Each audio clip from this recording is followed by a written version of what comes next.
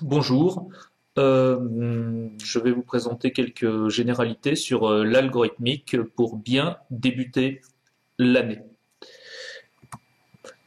Alors, l'algorithmique est en rapport avec l'informatique. Nous pouvons déjà définir ce qu'est un langage informatique. C'est celui de l'ordinateur auquel l'homme confie un travail. Il en existe de nombreux avec lesquels on écrit des programmes.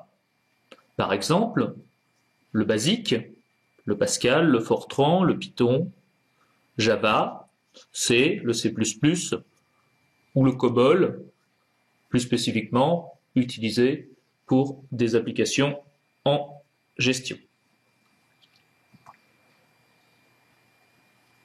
Le langage algorithmique est quant à lui utilisé en amont, avant le codage, dans un langage informatique, pour décrire la succession d'opérations à effectuer par le programme. On peut donner une définition d'un algorithme. Un algorithme est une succession d'opérations logiques ou de calculs présentées dans l'ordre chronologique de leur exécution. C'est en fait le squelette du programme écrit en langage naturel pour l'être humain. Un algorithme est écrit en langage naturel, ce qui lui permet d'être lisible de façon assez aisée par un être humain.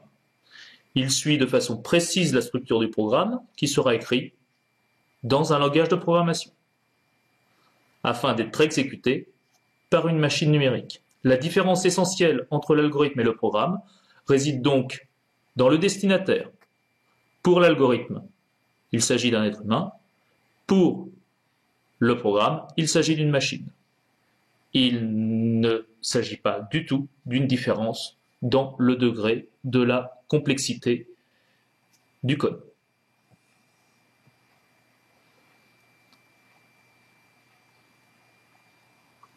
Les deux éléments, algorithme ou programme, ont une structure globale dont les éléments principaux sont les mêmes.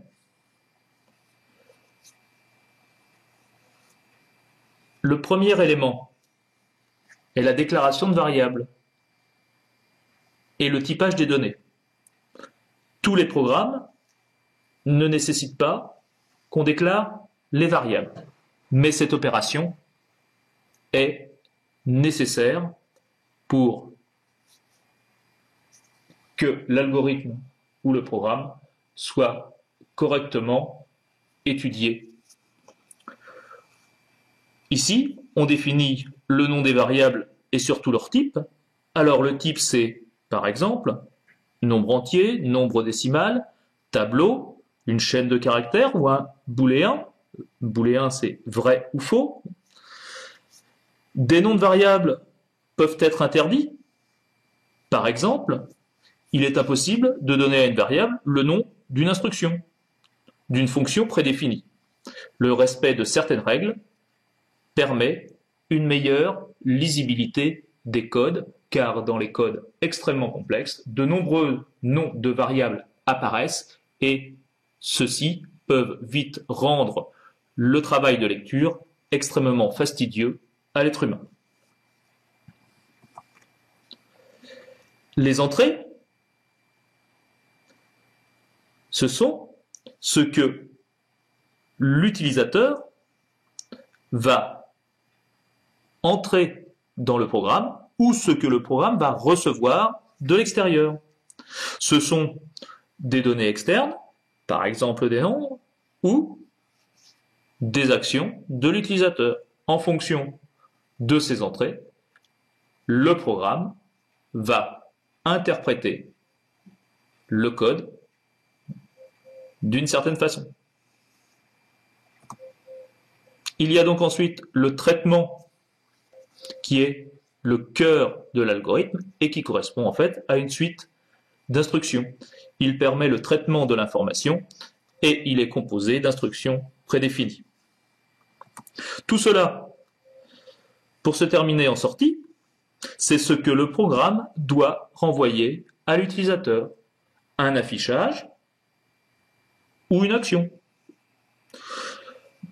Il est à noter que dans certains programmes, il est nécessaire d'effectuer une opération de compilation du code, car la machine ne comprend pas directement le langage de programmation. C'est le cas par exemple pour une programmation en C ou en C++. D'autres langages sont dits interprétables et ne nécessitent pas de compilation. Ce sont des logiciels qui traitent en leur propre sein le code de programmation. C'est par exemple le cas du Python.